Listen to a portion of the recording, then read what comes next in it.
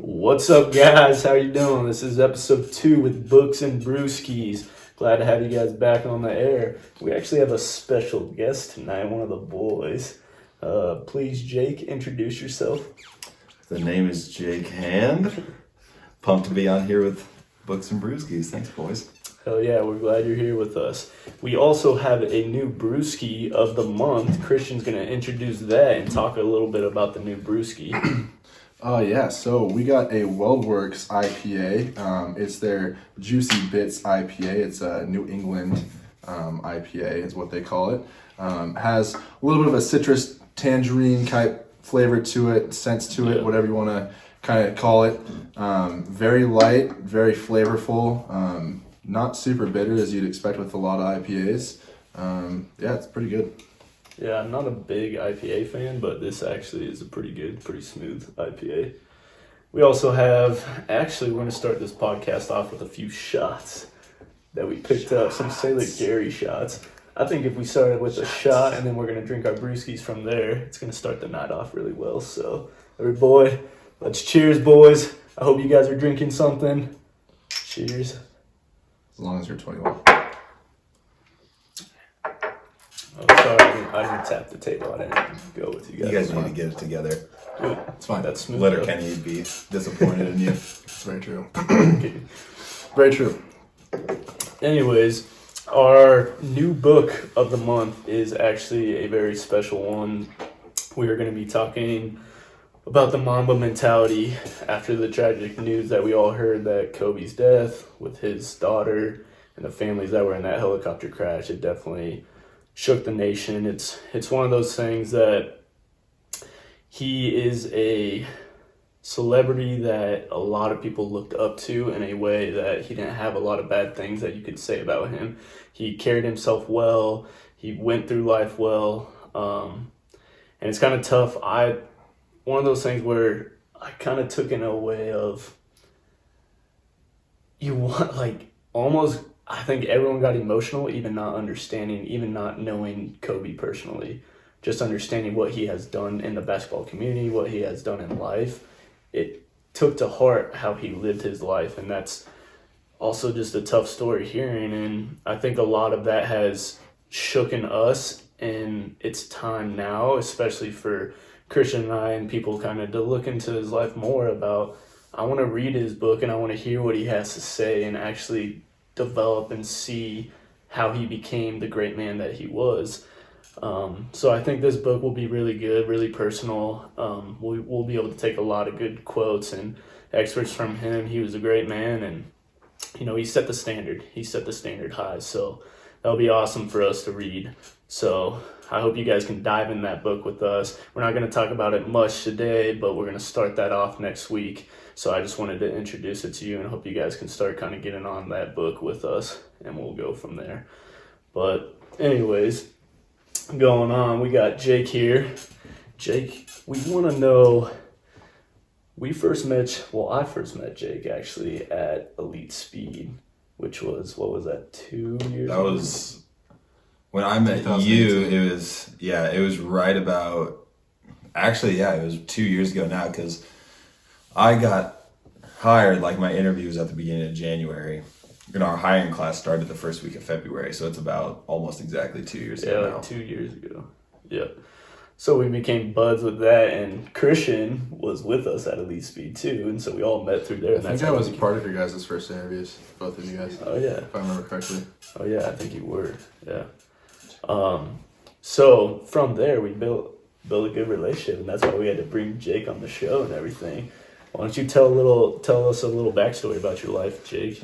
Well, first, because I was just thinking about that. It's actually, I think about it all the time, and it's so weird because we're such good friends now, and that Christian actually was one of the people doing my interview. And it's so weird. You come into a new business. I had just graduated college, and that was the first thing that I did basically was have an interview with Elite Speed, and Christian was one of the first people that I saw. So I'm like, oh man, He's like super You had important. the Like butterflies. Why does that always? I feel like that always happens when you have that first interview, like job interview. And you realize very quickly after that you had no reason to. Yeah. After you meet the person, because it's like Christian, I'm like, oh man, I have to have a good interview. I have to impress this guy, and for whatever reason, just because he had already been working there, and obviously someone who is in the interview process is either in some kind of managerial role or some kind of higher up role in the company. So you automatically think that you kind of have to impress him or you have to make some kind of good impression. Yeah. And then you realize 2 weeks later when you're friends with him, you're like, oh, this Like, this guy is exactly like me. I had no reason to even try and impress him at all. But Yeah. I don't even remember what your question was. That was just what I was thinking of after we started talking about it. Yeah, no, what I was saying was kind of your background story of after Lee. I know you told us a good amount, but kind of where you grew up and kind of what brought you here in Colorado and like everything. You went to high school here, but kind of your background story, some things about that. Yeah, so I'm born and raised in Colorado. I've always been in Colorado, just bounced around a little bit. So I was born for a couple years, growing up, kind of lived up north in like the Westminster, Thornton area. And then when I was real young, we moved down to Pueblo, lived there for about 5 years. And then we moved up here to Highlands Ranch. And then we stayed. Can you explain for those of the people that are listening from out of state that like those areas and kind of how the differences of those areas and kind of where we're at now and the area we're in? And it's, I guess it's not too different from when it, like what it was then, I guess. But so Thornton and Westminster is like north, kind of just north of Denver, basically Denver metro area on the north side. I don't know, pretty normal, I would say for the most part, especially where I live, but I was young, so I don't remember it too much. And then we moved down to Pueblo, and I would say Pueblo is not exactly the ideal place to live. I actually saw something the other day, I don't know if it was on Twitter or whatever, but it rated like the most dangerous cities in Colorado, and Pueblo was number one. Jeez. I didn't know that was even a thing. Yeah. And so we lived in Pueblo West, which was literally like the middle of the desert, and my mom hated it. I think we moved down there for my dad's work, if I can remember correctly, but my mom hated it. I don't know how she made it 5 years, but she eventually, after 5 years, was like, there's no way I'm staying here. Yeah. I'm taking my kids with me. I don't care. So we moved up here to Highlands Ranch, and we actually moved to Highlands Ranch because my aunt and uncle had a house in Highlands Ranch, and they actually owned a townhouse that they would rent out also. So we rented the townhouse out from them, and then we moved in a couple different houses. I think after the townhouse, we lived in 3 different houses in Highlands Ranch. So I was in Highlands Ranch basically from 3rd grade, 4th grade-ish. Actually, when we moved back, it was 4th grade. So 4th grade on. And then the house that I lived in the longest, we moved in 6th grade, and that was, I would consider more like my childhood home. Yeah. Lived there from 6th grade, and my parents just moved out of that house last May. So I went to Thunder Ridge High School in Highlands Ranch. Pretty similar to Shane and Christian. I was a big football guy growing up, big baseball guy. That's kind of what differentiates us, is I was more baseball, but honestly, I would consider myself more of a football player as I was growing up, really, until I got to high school. Mm-hmm. And then it's just, sports can be very comparable for the most part, like with your experiences and stuff like that. But the different sports, it's incredible, like how different things can be and how different your experiences can be at the same time. So yeah, well, especially with baseball, you played baseball in college, right? Yeah, so I went to Thunder Ridge High School, and then I got recruited to play baseball, and I ended up going to Division I school in Illinois, Southern Illinois University. So it was a kind of a crazy recruiting process, and it was most people. In baseball especially, people get recruited very early. Were you full ride? Right? Did you get a full ride, or you walked on? Baseball doesn't offer full rides, right? Baseball really doesn't offer full ride. They have the ability to, but that almost never happens. I mean, if you get anything over like 75%, that is basically like a full ride, because people usually don't get that. I actually did have a good scholarship there, a pretty good one that was the big reason why I chose that. There was a lot of other reasons that went into it, but that was a big reason for it. And the recruiting process is just so crazy in general, but most people get recruited and choose their school usually in their junior year. And I didn't get, I think I had one official offer like in my senior year. Almost all of my offers, all of my college offers, any college that I talked to happened after I graduated my senior year, which is almost unheard of. And I ended up signing to SIU like a month before classes even started, which is crazy. And I feel like, I mean, that's similar to a lot of the high school kids we have now. Like that recruiting process for them is very hard, and they like don't know how to do it. And then they get to this point, like you said a month before, and almost you're kind of getting down into that like, hey, I got to make a choice, I got to make a decision, and then that one thing comes up. But the hardest thing is just seeing that recruiting process that I've seen with a lot of athletes. They're always asking, hey, how do we get through this recruiting process? How do we help from here? I don't know if you guys have had that a lot with your athletes and everything, but I understand exactly where you're coming from, where that recruiting process gets to a point of, hey, when do I make that next decision? How do I go through it? How do I email the coaches? How do I send my film? So like that. Baseball is a little different, right? Because you guys don't have full film that you send out. It's a lot more especially now it's a lot more showcases. When I was in high school, honestly, showcases were big, but travel ball wasn't quite as big. Like club baseball wasn't as big. A lot of people still play for their high schools and stuff like that. But I get that so much where, I mean, you get the guys, like, for example, there's a kid from Thunder Ridge who, before he ever threw a pitch in a high school game, he went to a showcase as a freshman in the fall and hit like 87. So obviously being that young and being able to hit like an upper 80 mark, a lot of schools are after him. He committed to LSU before he ever threw a high school pitch.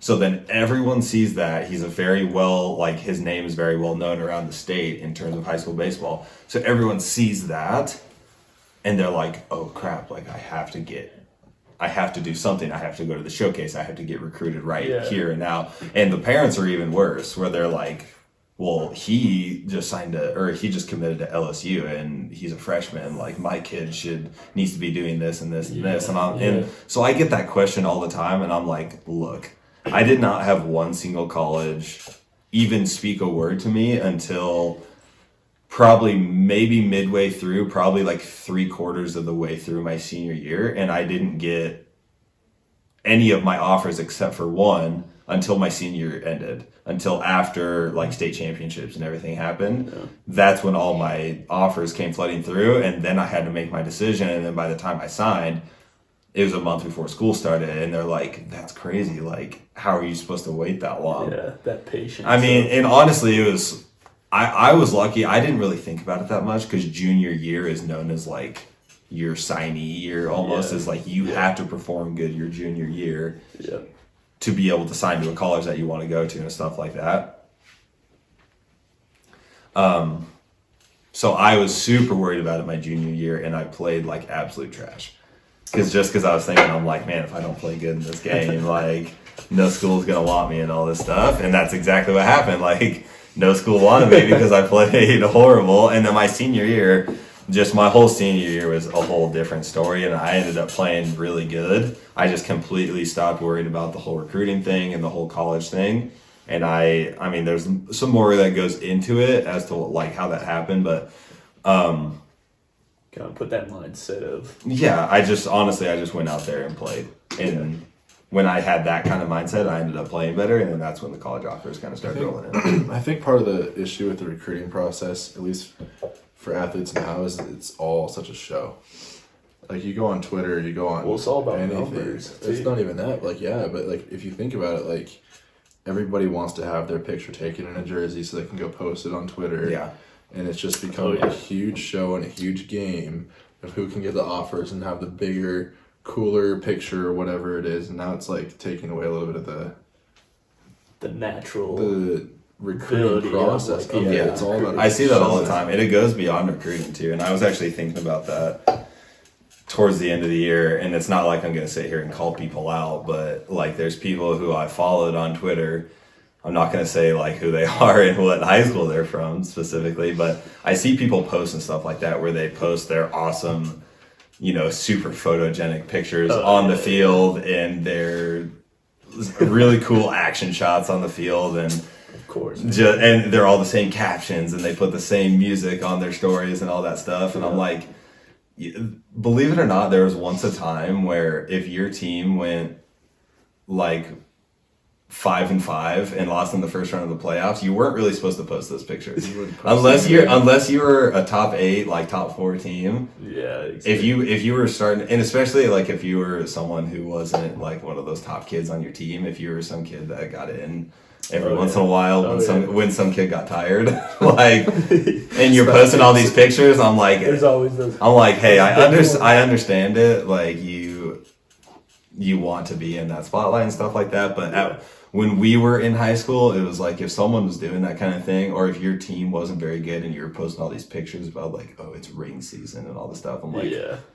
gotta have. I mean, you gotta understand it a little bit more at least. With it.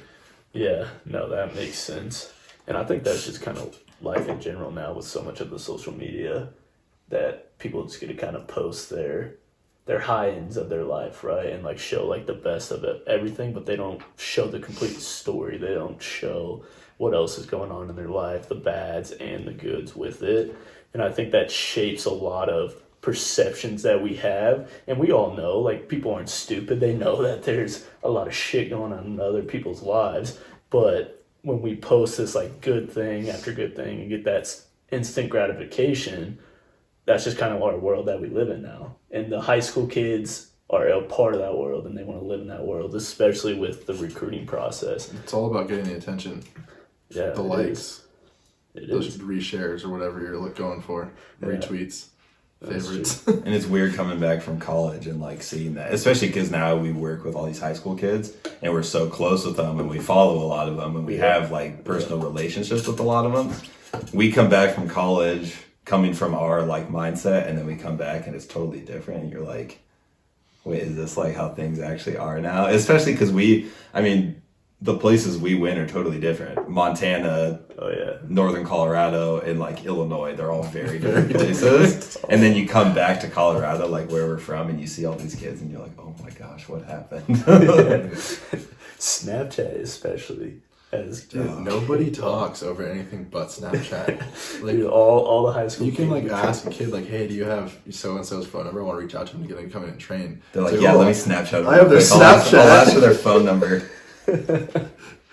No one asks for phone numbers anymore. It's scan your Snapchat code. That's how they get. That's how they get in touch. I have their Insta, whatever they want to say. Their little Insta bio or Twitter. But that's just kind of how life is now, and it's not necessarily a bad thing. But I think you have to put in perspective of that, like, human communication of when do we draw a line of how we respect each other in like human interaction, And it's similar kind of. We talk about dating apps with that too, like with that social media.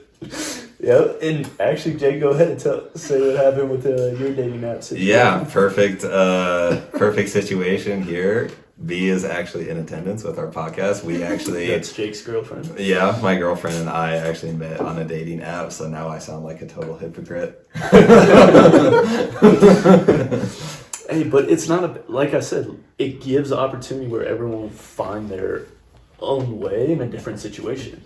And it's not necessarily it's a bad thing or a good thing. It's just each person's going to have to each his own, right? Each person's going to have their own way. That's true. And I think that's a good thing that we give this process to people that, hey, if it doesn't work out this way, let's try another way to make it work out. And if it works out for somebody, then how are you going to hate on it, Yeah, and that's the way I've always thought about it, because, those apps, like, have such a bad stigma to it. Yeah. But the way I always thought of it was, honestly, it, like, the way my personality is like, I don't really have a problem with it, because I know how my personality is to where I don't... You're quiet? Is that what you're saying? I was gonna say low key, but sure, we'll go with that. Low key. Okay. I mean, I am a little more quiet. I can come off as like more shy to people I don't know. That I would say that's the way I would describe it. Is I don't usually like to approach and talk to people that I don't know, mostly because if I don't know them, I don't necessarily have something to say to them. So. Oh, yeah. Going up to a girl at a bar or anything like that, or talking to someone in public that I've never met before, it's like I have nothing to say to them. Like, what do you expect me to say? That comes from like your personality, or do you think that comes from like Your past. us having iPhones and Um, stuck in a text no, world? that's.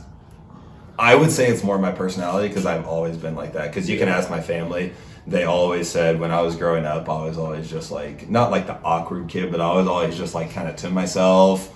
You're I still mean, an awkward kid. I'm still the most awkward person of all time.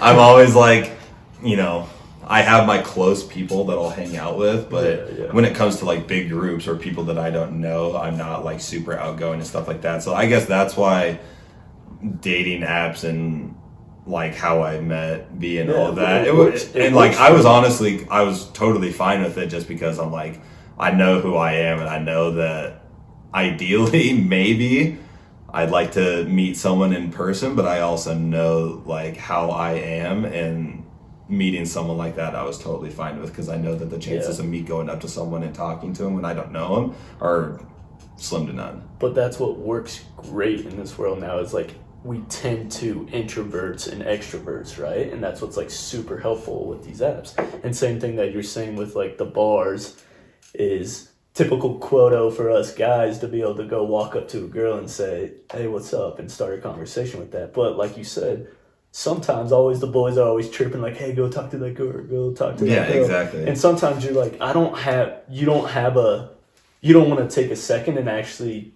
put your effort into it. And then it's then not you're genuine. Yeah, it's not and then genuine. there's no real point to it. And then of course the ladies aren't stupid. They hear the whole conversation on the other side of the bar and they're like, look at the boys trying to tell this guy to come talk to me. And those boys think we're all fucking sneaky.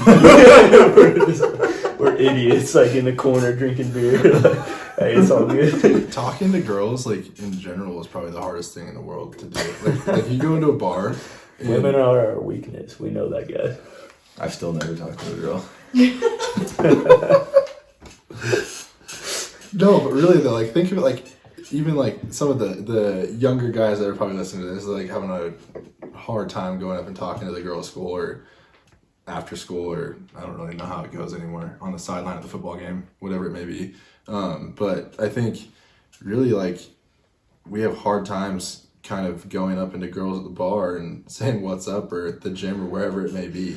I think when you're younger, when I was younger, it's almost like anything with a life experience. It takes you try after try after try. You have to build that, confidence. You have to build that confidence. And that's true that I think when you don't talk to girls much, you don't ever kind of build that confidence. And then it gets to that point of you're always shy with it and you don't know what to say. But eventually, if you kind of go through the process, you put yourself in that uncomfortable situation, it becomes a lot more easy. And then you realize like you don't got to put pressure on it, because a lot of times girls are thinking the same thing where they're like, hey, they're kind of nervous to talk to us too. I don't know, but I think it's the same situation for us guys, that we put so much on ourselves, but girls are thinking the same thing, like, hey, maybe this guy's a little cute, Jake's cute over there, maybe, she's scared to talk to him. So, Shane, you trying to make me what's up? What's up? Jesus. But at the end of the day, it kind of gets to that point of that confidence building. You got to go through it and then get shut down, and then go through it and get shut down. But the great thing about talking to girls is you never know what the situation might bring. You might get shut down, you might actually get in, and then it might be a good relationship. You might, it might turn into something else after that, but you never know. So it's always like a new instance, but the process of you not overthinking becomes a lot easier. You know what I'm saying? I think overthinking is probably one of the toughest things. Oh yeah. Not just only guys have to overcome, but all the girls have to overcome too. Just from like any situation, whether it be work related, dealing with a boss or a employee, to the opposite gender, like, oh shit, do they like me or do they not, or like are we just friends, or like, what is this? Like, I'm getting a smiley face back in a text, or I guess a Snapchat when you're Snapchatting, whatever it may be. For you weirdos out there, they just Snapchat that each don't other. have phone numbers, but no, I think that's kind of where. Well, nowadays on Snapchat, they're like half face snap. Like, you don't even say anything. The kids don't even say anything. Have you seen Okay, that? No, all they do so- is sit there and do Hold on, streaks. listen. No, they do streaks. Yes. And then what pisses me off, we're like sitting in training and they all like snap half face and they don't say anything in the Snapchat and they just send it to. That's That all day, bugs every me day. That's so all they do. And I'm like, what are Much. you Oh doing? my gosh. There's this one kid that I train. I've trained him forever. If you guys are wondering, like, about me or anything, like, oh, maybe this guy's cool. This kid is in 8th grade and he's probably one of my best friends. So I'm not that cool, I promise. And he is, okay, it sounds bad because he's an 8th grader, but I have him on Snapchat and he'll send me snaps. And he is like, he'll be training with me and like, we'll be in rest periods or like before his training starts or whatever. And he'll like snap people and I'll see him and he'll literally just point it at the ceiling and take the snap and like send it. I'm like, you have to be joking me right now. Kidding me? Hit your He's like, what are you talking about? I'm like, you just took a picture of the ceiling. He's like, yeah, that's how people. And he said, so he always comes to me, all like, not every day, but there's a period where like every day he'd come to me. He's in middle school. He comes to me with his girl drama and stuff like that. He's like, okay, you got to hear what happened. And he comes in, he's like, so I was FaceTiming this girl. I was FaceTiming her for like 2 hours. The entire 2 hours. Never saw her face. It was pointing at her ceiling the whole time. I was like, He's like, yeah. I was like, you cannot be serious. He's like, yeah, you could say it's getting pretty serious. Yeah, he's like, yeah, Why would you basically just we talk on FaceTime. speakerphone at that point? Yeah, it's exactly the same. He was like, yeah, she literally just laid her phone on her bed and I never saw her face. Oh my. I'm like, yeah, that's a really cool relationship that you're building. That's called right a there. But phone hey, call? Yeah, you do you. I know you're in middle school. It's a phone call. It's called a phone call, not FaceTime. FaceTime, your face is supposed to be on the FaceTime. It's ceiling time. That's just the new generation, but that's just kind of how life ends up kind of going. That's the way it goes. It's just like each generation has its new thing. You know, when we were younger, Snapchat was just coming out. Literally, I think it was, what was it, like junior year of high school? I don't think I had I one don't until know. right before I went to Yeah, college. Yeah, it was like right before college and stuff like that. And then Instagram was coming out too. All that stuff was coming out. And now it's a part of that daily life with this like younger generation. And I feel like we were the last generation that didn't have social media, other than maybe MySpace back in the day. MySpace started, I still remember the day I made my MySpace in 8th grade. Did you? That was like that was right when it started. hey, don't be hating on MySpace. Maybe you could have like your top 8 friends. Like choose who your best friends were Oh, and yeah. it caused drama. Yeah, I still remember who my top friends were. None of them I'm friends with anymore. So that didn't last a long time. Oh god. Do you think social media has ruined face-to-face conversation and it's gonna really fuck up our generations going forward? Like how the hell are the high schoolers now that don't know how to talk to anybody supposed to like raise children, and then how the fuck are they gonna figure it out below them and below them and below them? Because everything's gonna be like, we're gonna be in Wall-E soon, just talking on like little things. We're gonna be riding around on scooters in a spaceship.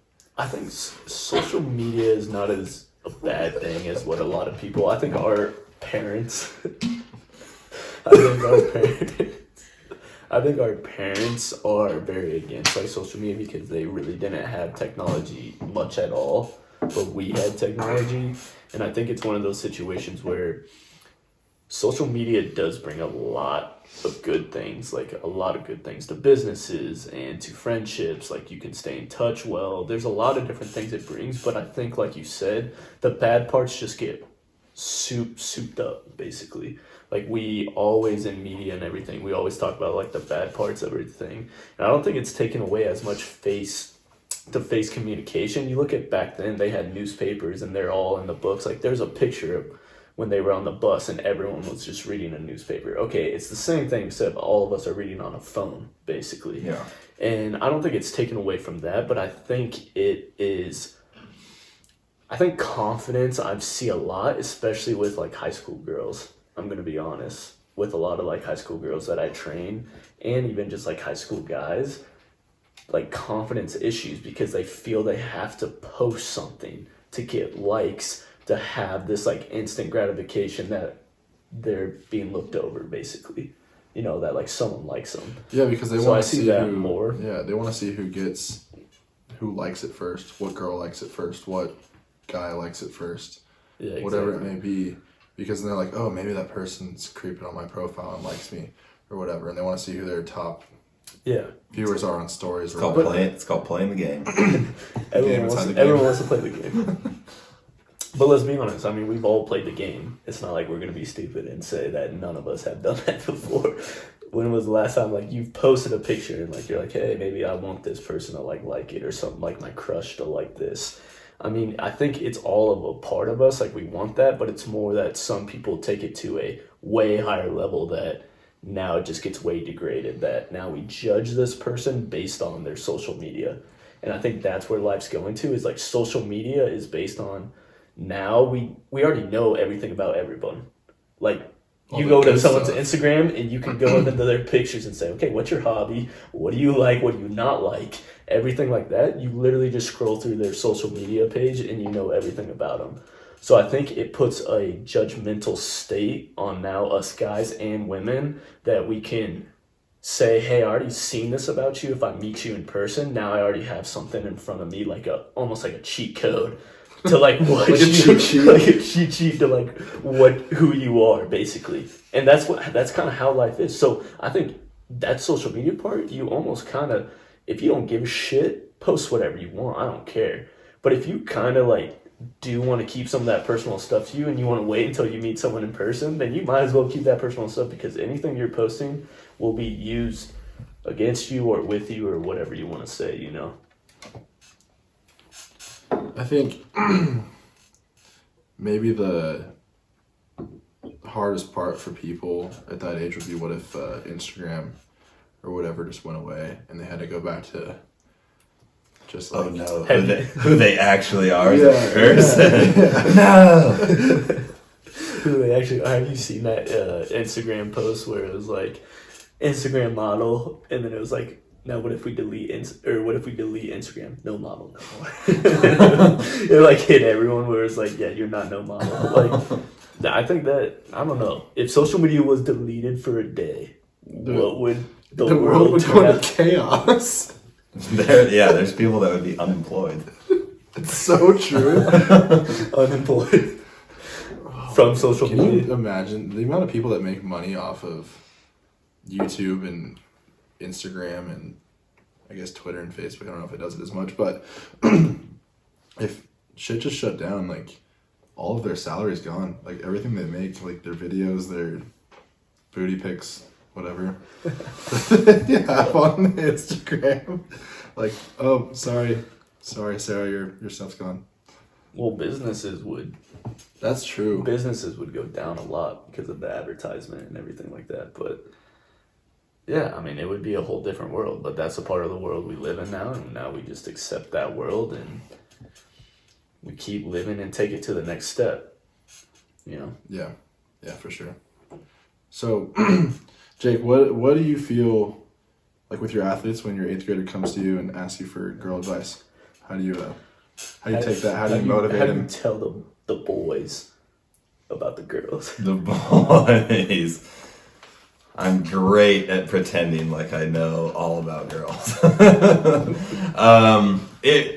It kind of depends. What I tell him specifically, because I do have a really close relationship with him, is that 8th grade is like the worst year ever, especially when you're having like girl drama and stuff like that.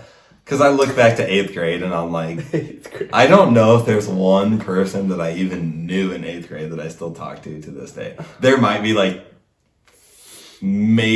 probably less than 10 people that I'm like, would say that I'm still friends with. That's when the boys' balls are starting to drop right there. All right? That's when we start. That's and like I get it, because like when you're in middle school, all your problems seem like they're the biggest problems in the world. But that's what we used to always tell him, is like, I promise you, nothing in 8th grade is going to be like significant to you. None of these problems you're having, because he would bring to me like, oh man, like I have to tell you about this, like. I don't know what to do. And he made it such a big deal. And he'd tell me, and I'd be like, that is the dumbest thing I've ever heard in my life. Like, you don't understand how stupid this problem is right now. Like, but that's how life. It's when you're at that age. Think about when we were at that age. Yeah. You literally think that life is going to crumble when a girl breaks your heart. Which or honestly like, makes sense because like when that's all you you have such when you have such little life experience, I guess it's like a girl liking you is like the paramount of your life at that point. Like a girl likes you, you peaked. you're the coolest. And so when all your drama like revolves around that, or like your friends, it's like, well, this girl likes me, and then I was friends with these girls, but then these girls found out that she liked me, and now they're not friends with me anymore, and now my friends are going against me and stuff like that, and I'm like, this is the stupidest conversation I've ever had in my life. But obviously I get it, because that is their life. At that point, their life, and they haven't had a ton of experiences beyond that. But I try and like relay that. Like, that dude, you have to realize that you're in 8th grade. Yeah, exactly. You are not even close to done. Like, you're just starting to mature. Oh, yeah. Not even close to being mature, but you're literally just getting to the point where you're starting to become more mature. Yeah. And become a man. Yeah, exactly. And it's like, your problem seems so huge right now, but I can guarantee, not only when you're my age, but like in 6 months from now, all of this stuff, you're gonna be like, wow, that was so And then you go dumb. to high school. Yeah. And then you're in high school and all your friends go to different high schools. And you're like, you're not even gonna see half these people when you go to and high you're in your school. new situation now, and then you see a whole bunch of new girls running around. And then you have new problems. New problems, new high school drama. I think freshman year maybe is worse than 8th grade. Because freshman 8th grade, you're like you're the top of the chain totem pole, yeah. in 8th grade. That's a good point. Everybody knows, oh shit, it's the 8th graders. Like, oh my god. And then all of a sudden an 8th grader likes a 6th grader. You get to freshman year, it's like, shit, I'm on the bottom again. Like, now I have to figure this all out Did you like a 6th again. grader in 8th grade? No, I didn't. Okay, good. Because I was gonna say, what's wrong with you? Hey, we've all dated younger girls before, or older. I have no idea what you're talking about. Oh, did you date in high school, Jake? Move on with the story. Anyways, yeah, you're basically at the bottom of the totem pole now when you're a freshman. Yeah. And that's what makes it tough. And it's probably, your whole world gets flipped upside down because everything you knew is now gone and you have to figure it all out again. And you got little, maybe a little pube hair growing on your stats. I mean, speak for yourself. I have no idea what Dude, you're I didn't talking even about. get facial hair until I was like, I still can't even remember. Today? Yeah, Today you grew your first one? Congrats. But when you're that awkward, and then I have like a kid that's going freshman year, and then your voice starts to change, where they're like starting to get a deeper voice, and you're like, oh, what's up, boy? You going through you tap him on the back, and then you start giving that guy advice, because you know how it was when you're a 13-year-old, 14-year-old boy. Like, life does change a lot. You got so much hormones going through your body. And I didn't even we know how it is, boys, all right? I didn't even think about like what you were talking about, how you're kind of like the bottom of the chain.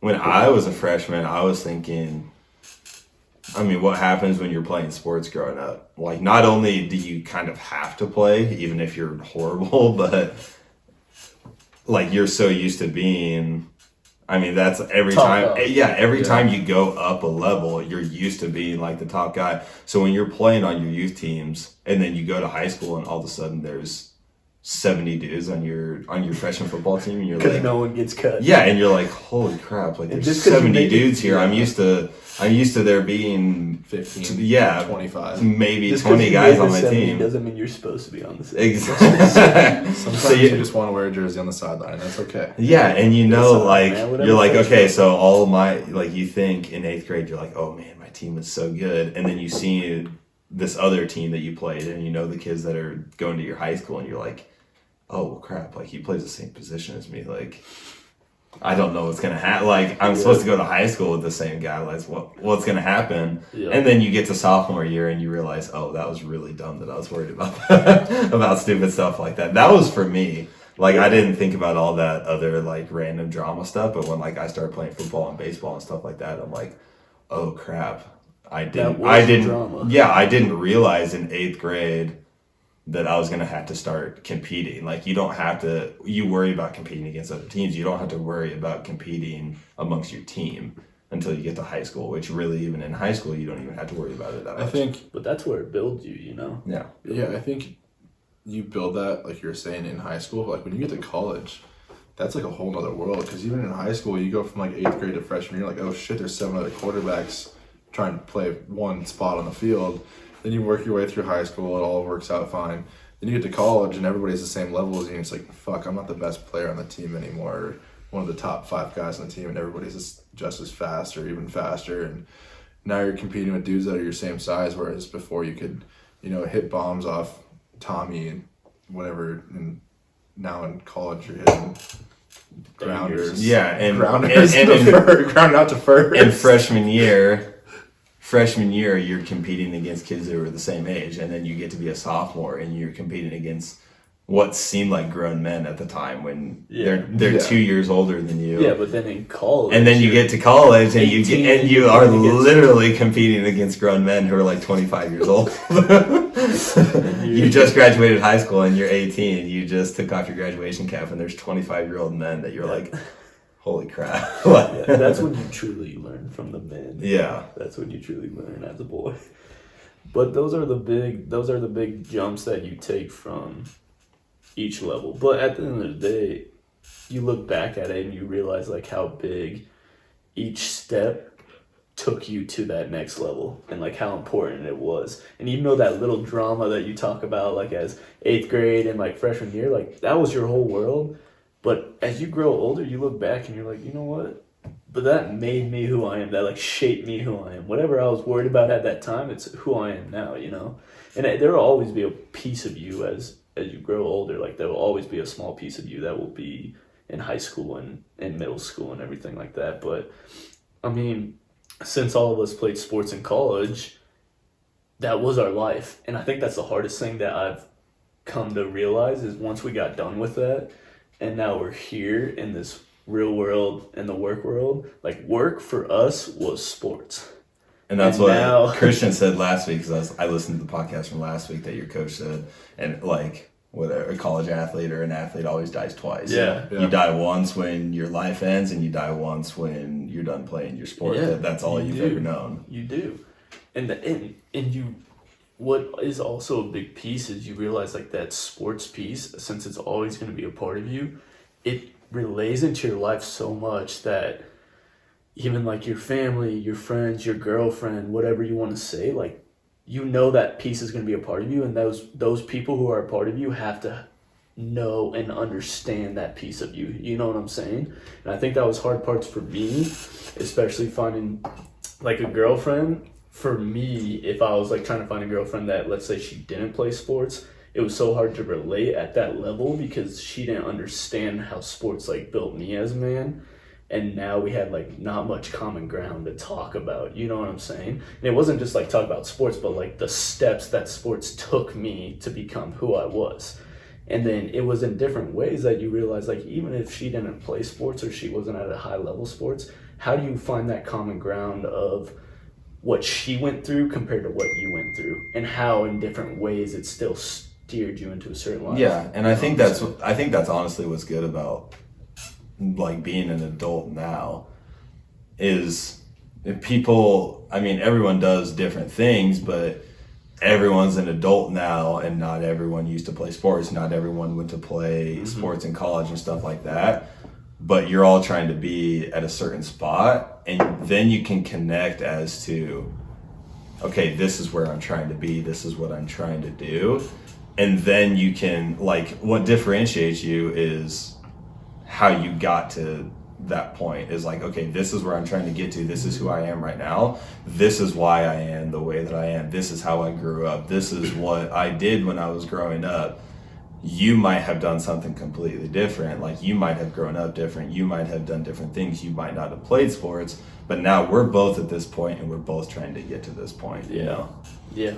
Well, take that, or I was going to say, take that and say, I don't know what you guys think about through sports, right? Through all that lifting and like working out and everything. If you find a girl or a girlfriend who wasn't a part of like the sports world, how big of that like health and exercise is still important to you because you went through that? How big is that to still kind of like find that in a girlfriend or in a wife?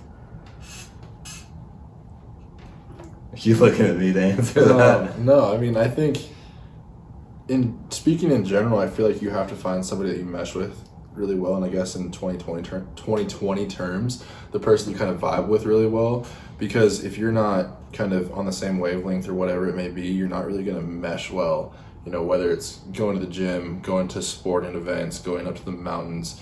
Really, you got to find, I feel like, somebody that you kind of can do stuff with that you both enjoy, and you're not, you know, sacrificing a shit ton of one side for the other side or vice versa. And I think that a lot of times you see people really hating their relationships because they're fighting so much of what they don't like but still forcing themselves to go do it, and they're just hating their life the whole time. That whole opposites attract thing, I think it's bullshit. Like, I think the more you could opposites could attract in a personality maybe way, but in your day-to-day routine, kind of what you're saying, and your activities, you need to have a certain level of activities that you guys do together and a certain level of activities that you guys do separate. Definitely. And I think that's what's like huge, but a part of that being a high level, playing high level in sports, is that like exercise and like health realm. Like, I need that from a woman. And because I know how important that is to me, not just like health wise, but just in life in general, I would like to find that in a woman. But you also see, like, even if she didn't play much sports, what's her other like challenges, what's her other hobbies that still challenge her to a certain degree, you know what I'm saying? But it gets to a point that the more you have in common, the older you get, the more you have in common, you realize it's so much easier. Yeah. It's not about the opposite. And I think it just depends. I mean, that's... Yeah. If you... Most of the questions, if you ask me like something specific like that, honestly, my answer is it just depends. But, like, obviously you have to have those things that you both enjoy doing. And if there's something that's really important to you, like, say, going to the gym and working out is really important to you just because it's something that you love to do, even if your significant other doesn't love to do that, they have to understand if it's something that you love, if it's something that's really, if it's something that's important to you, it's not like, okay, like, I still love you and I still respect you and I still want to do all these things with you. If you don't want to do this thing, you have to understand that it's important to me and I'm still going to do it. You can't necessarily hold it against me for this being something important in my life just because it's not important in your life, but then you have to have the same understanding the opposite way. Yeah, that makes sense for sure. I mean, I think there needs to be a good understanding, like you're saying, on both ends of like, okay, well, I really don't like that, but I'm fully going to support you in whatever you want. You have to understand that you like it. I understand that you like it. I might not like it, but I have to understand that it's a big priority for you. Well, I think even looking at almost, okay, what do you guys think having a foundation? Basically, you have your foundations. What are your foundations that you cannot like give away? Like non-negotiable stuff? Non-negotiable, yeah. And I think that those non-negotiables are super important that like your partner needs to understand. For me, would be camping, family time is like my non-negotiable. If you're not going camping, if we're not going on the boat, we're not going on the lakes, we're not doing that stuff, we can't be together. That's very comforting because I've been camping with you. I know you love I've been accepted. You love camping. I love camping with Kimbo and Scooter. But that's like a non-negotiable. For those of you that don't know, Kimbo is Shane's mom. Yeah. She's the queen. But that's something you realize that's a part of your childhood and that's a part of your life that is super important to you. And I know how much camping has done for me as a person. That's my non-negotiable. That's basically like my family time for it. And is there other like family time stuff that we can do? Yeah, but camping to me and that like nature and lakes and everything like that is going to be super important. I think everybody's going to have their own things. I think everybody's going to have spots where they find themselves gravitating to more than others. For myself, I feel going back to Jake touching on last Your week. girlfriend's listening right now, so what's your non-negotiable, Christian? What's your No, non-negotiable? no, dude, I really think that overall, like, you really have to, like, for me, like I was saying, you touched on what I said last week. You died twice. I think a long time I thought my life was always going to revolve around sports, the gym, whatever it is. And yeah, that's still true to this day, but I've also found a lot of the stuff that I grew up doing, like, being more a part of my life again, whether it be camping, fishing, hiking, whatever it may be. And obviously I found those new things like wakeboarding, being on the lake. That's become probably one of my favorite things in the entire world to do. Obviously in Colorado it kind of sucks because we have shitty lakes and don't really have a year-round lake schedule because we're dealing with snow. But we've obviously found different ways to go around that. You can snowboard, ski in the winter. So I mean, I feel like I'm very... Your personal activities. My personal activities are all over the damn place. Yeah. Because I can do anything, really. Yeah. I mean, but I'm always willing to do more whatever things. it is, it's still super important as, like, your non-negotiable that, like, you have to have that free time to be able to enjoy your life with it. Yeah. Is, like, super important. But What about you, Jake? Your girlfriend's sitting over there. Tell her the truth. I am talking to you guys. I'm not talking to her. As far as I'm concerned, she's not even here. I think just having those things that, you both love to do.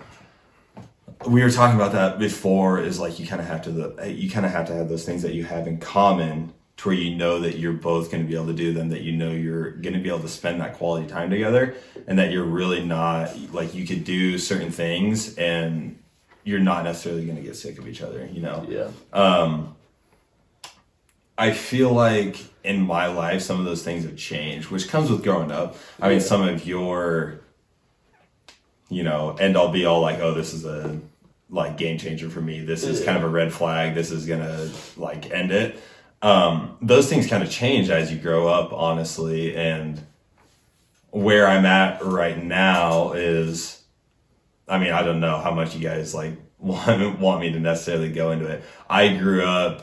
We want you to go into it. You want me to go all into it? Go all I grew up, like, in the church with my family, and I grew up very Christian, and that was, like, kind of the part where things, as I went through life, like, some of that, like, went up and down. And as I've grown older and as, like, I've developed a little more through my life, that's a big thing for me, is like what you like being a Christian and what your relationship is like with God and stuff like that.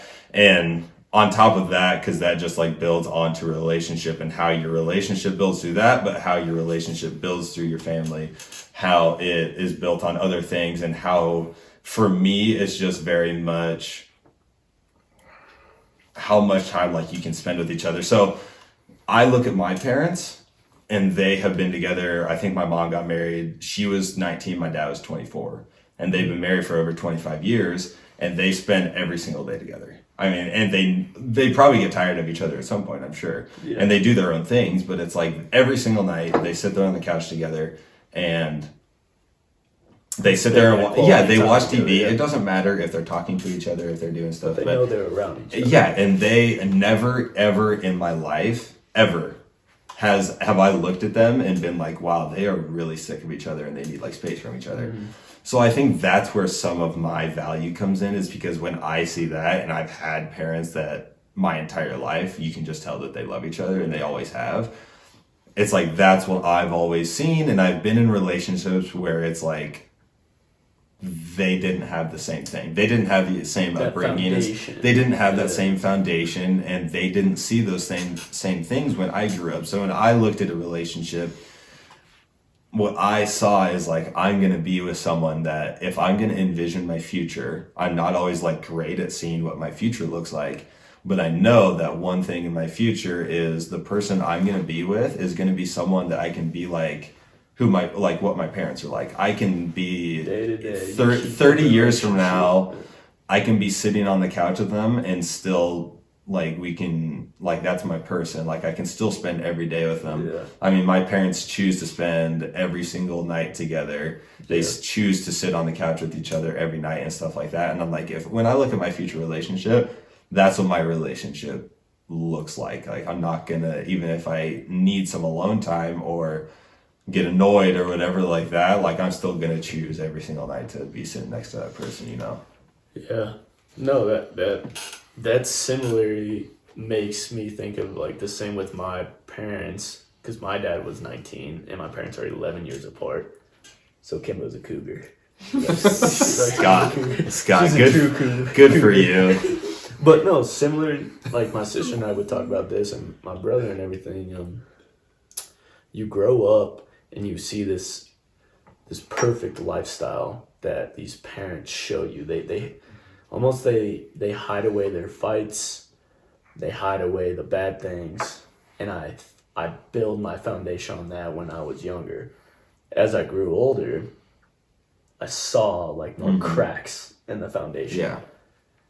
And I realized that, and it's super important to me that my parents, I felt like built more of their foundation off of us kids and not off of each other. So when you say like spending time like together and I can spend that time, that alone time as much as they want and not get sick of each other, I think of that now as I get older and I see more different things in these relationships is how can your foundation be, how much or how important it is to you that you need to find yourself before you find your significant other. Yeah. And I think I realized that more and more in life as I got older, that I needed to know more about myself and more my foundation before I brought another significant other into that. Because when you don't, you start to build your foundation around other things that are outside of you. And when those things start to leave and when those things start to kind of disappear, your foundation starts to crumble a little bit because you realize your foundation wasn't inside of you and wasn't a part of your partner and you. It was more about the things around you. And I saw that a lot. And I think that's why I'm so big on, I have to find myself. I got to know myself first. I got to be strong by myself. I have to build that hard foundation by myself. So when I bring that woman in my life, I can have that strong foundation. I hope at that time she has the same foundation as me. So that's a lot, kind of what you were saying is like to spend that time and not get sick of each other day in and day out. That's a true like foundation that you had to build by yourself first and then build together. And that's how do you keep that relationship on fire? And I think a lot of people are always asking that. How do you keep a relationship on fire? How do you do it? I don't know. You guys got the answers for that? For the boys? I don't think any of us know the answer to that one just yet. I think the spontaneity of doing things that are just wild out of nowhere is super important. And I think that's like a part of like the relationship, like Jake was saying, like you were saying with, well, your parents can just sit on the couch and then do whatever and stuff like that. But I guarantee your parents will do like things out of nowhere that will keep the relationship like on fire, whether that's like go out and do something, you know what I'm saying? And I think that's super important that you always try to build new pieces to your foundation, I guess, as you grow older, you know? You have a foundation when you're in your 20s, well then you can have another foundation in your 30s, maybe another foundation in your 40s, and then you kind of just keep growing new things. What do we want to add to this? Which I think that's an awesome mindset to have, because I once saw, I don't know if it was posted on Twitter or whatever, but it was like some guy was like, when I married my wife, or someone said like, I've been married to my wife, like we're in our 40s now, I've been married to her for like 20 years. And they always say like, oh, you really want to be married to you really want to be with the same woman your entire life. You want to love the same, you're really going to love the same woman. And it's like, well, I don't love the same woman my whole life. The people who we were in our 20s is completely different from. I saw that. He was like, I fell in love with her. I fell in love with whatever she was doing. I fell in love with a college student when she was in her 20s. Hopeless romantic. Okay, I'm done. But yeah, I mean, he said like, I fell in love. She was a college student. I fell in love with a college student in her 20s. I fell in love with whatever she did in her 30s, and I fell in love with a mother in her 40s or something like that. It's like things are always changing. And if you notice that, and like, in like what you were saying, if you're keeping, like, if you constantly build your foundation, things are never going to be the same as your relationship develops or as your life develops. So if you can still build that foundation and find those things that That you know, that going. that keep you going. That's what.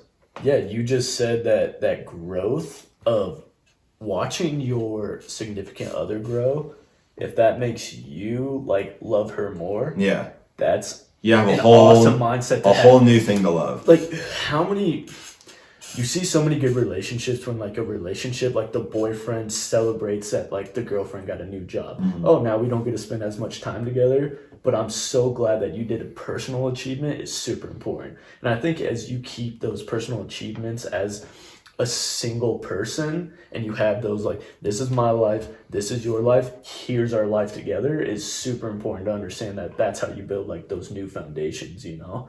And I think a lot of people struggle at those relationships where their lives become so meshed that they forget what is their other personal achievements in life. Yeah. And I think that's super important, that how do you handle all those things coming at you at the same time and be able to still love each other? Yeah. And I think that's the easiest of love, and like the best love that you can have is when you can trust that she can go do what she wants to do, you can go do what she wants to do, and everything will just be all right. Yeah. You know what I'm saying? Yeah. Christian? Going back to the growth thought, I was just kind of pondering through that whole monologue there, Shane. But I think for sure. I think going back to that growth thing, and you even further back talking about what our non-negotiables are, like what our things are. I think in a relationship, you have to grow together, and eventually you find things you like doing together. Oh, yeah. And individually, you have your things, but I think as a couple, as a relationship, as, the pair that is pushing along day to day, year to year, however long it's been, you end up finding the things that you guys like doing together. And then all of a sudden, you're going down a road of a path that you get to experience every bit of those things together, and then on the side, I'm gonna go to the gym or whatever it may be. And that was where I was kind of thinking the entire time you were talking, really, just because I think relationships get built, like if you think about it, like, you fall in love with those people in their 20s, you're still like individuals, right? And then you start to grow together, and you start to go learn your things that you like doing together, the things you don't like doing together, the things you like doing individually. And then, the 30s come around, and it's like, I'm going to fall in love. We fall in love with the things we like doing together, and that's when you fall in love with that person again. Yeah. And so on and so forth as life goes on. So, yeah. Well, that makes me look at like the aspect of as you're younger, there's so many activities. I think us guys, we like to be based off of activities that we do. We love to do activities like more than not always like sociable stuff, but like just activities in general. I think that's why it's super important as you're building your foundation, for me at least, that part of that like health aspect. Like when you're in your 50s, right, we see our parents now getting older, like in their 40s, 50s, 60s, everything like that. Scott's still a stud. I know what you're talking about. Scott's still in his 40s. Yes, So Scott's an animal. He's still rocking it. But I mean, he's even talked to me, even my dad's talked to me, and the importance of, as they get older, it's that they get scared that they can't do activities anymore. Like, do you notice that a lot? Like with your parents, they think they're getting older and they're looking worse, they're feeling worse. They start to think like they can't do as much activities. We're just gonna hang out. We're not gonna do much. And I think my dad, being younger than my mom, he's always like trying to drive my mom. Like, we're not gonna sit around and do all this stuff. Like, we're gonna go out, we're gonna have fun, we're gonna do this. And I think the importance of why we're in such an industry, we're in that like health industry now, of why we want to take care of our bodies, because when I'm 50, I want to still be doing sweet stuff. You know what I'm saying? I want to still be enjoying stuff with my kids. I want to be going and camping and doing all that stuff. When I'm 80, I want to still be doing that stuff. I think it gets to a point where even when you get super old, everyone's scared. I don't think people are scared of death. I think people are scared to be mentally and physically not capable of controlling themselves. And I think that is like what scares people. It's not death, the death part of it. It's that if I can't physically do what I want to do, that's scary. Think about that. If you can't physically do what you want to do, like work out, if you can't physically go camping, if you can't walk around and go take a shit on the squatty potty, like if you can't do that, that's the scary part. That's the scary part. That's why I think it's so important at this age. You take care of yourself now, you're going to thank yourself later. But enjoy the process as you're taking care of yourself, right? Don't get overlooked and like force yourself into all this crap every day that like you're so overloaded, but make sure you're doing something that will cater to you next life. That growth, that new foundation that you're going to keep building is super important. And that's what we just kind of keep seeing as we get older. And I think that's a big part of it. I don't know what you guys think about that. I mean, I think a lot of times you see people stop doing what they were doing at one point in their lives that they enjoyed or like push themselves doing. I mean, as you were talking, you know, you think about the people that have just kind of given up on going to the gym or being active and they just end up sitting in a damn chair all day. Yeah. You know, whereas like I look at my parents, I mean, my mom and dad got divorced when I was 3, so I've kind of seen them both grow in different directions. Mm-hmm. And I mean, my dad goes to the gym more than I do, I think. And my mom goes to the gym more than I do. And, you know, my mom and my stepdad are on a cruise right now, and my mom's in her 50s, my stepdad's in his 40s, my dad's in his 50s, going out and showing up the people in his alpha class at Lifetime in half their lifts, because I sit there and watch him in the mornings, and I don't even think half those people realize how old he is because he's kicking their ass every day. You know, and he goes to his obstacle course classes, he does his Spartan races, and I'm a little afraid right now that he's going to kick my ass in the Spartan races that we do this summer, because last year I outran him quite a bit, but yeah, that's making me nervous. But I think you got to look at the people, you know, that are still pushing themselves, and the people that aren't pushing themselves. You have to wonder if it's a mental thing they're trying to overcome, or if they physically just don't think they can do it and they need to find somebody or see somebody that is going to push them to that point and be like, oh shit, I can still squat, or whatever it may be. And I think, you know, you see on Instagram a lot, Squat University, they're always talking about you should be able to full depth squat all the way into your 80s. And it's like, well, yeah, like you have to be able to sit down. So why shouldn't you be squatting? So sit down on the couch. Or the squatty potty. Or squatty potty. But I think the way I look at it right now is I feel like I have stopped working out for the physical side, and now it's just like the mental side of things, you know? Dude, I go nuts if I don't go to the gym. Yeah, and it's more that like mental aspect that you get from it, and that mental, kind of what David Goggins said was that like that mental callus that brain callus that you're building around your head and your brain, like you're building so much mental stability that you're trying to get to that next point in life. And I think that's kind of what working out has gotten to when you work out like for most of your life playing sports, and then now you still work out. That's like the biggest part of it. I like to lift a lot, so I mean I still do it for that too. But well, you still want to look good. I mean, Jake still wants to get a little six It looks cool pulling 6 plates off the floor. Not gonna lie about that. Or Jake rack pulling like 8 plates and what are you rack pulling over there, Jake? You know, what are you lifting these days? Is your back doing okay? Dude, my back is great. The reverse hyper is a game changer. I finally got a reverse hyper. My back has never hurt since. So, speaking on the reverse hyper, super side note, I watched West Side Barbell vs. the World. West Side vs. Obviously, the World. I've watched it. If you want to fix your back, get a damn reverse hyper. There you go, Louis. There's a little. Louis, you're welcome. You're welcome.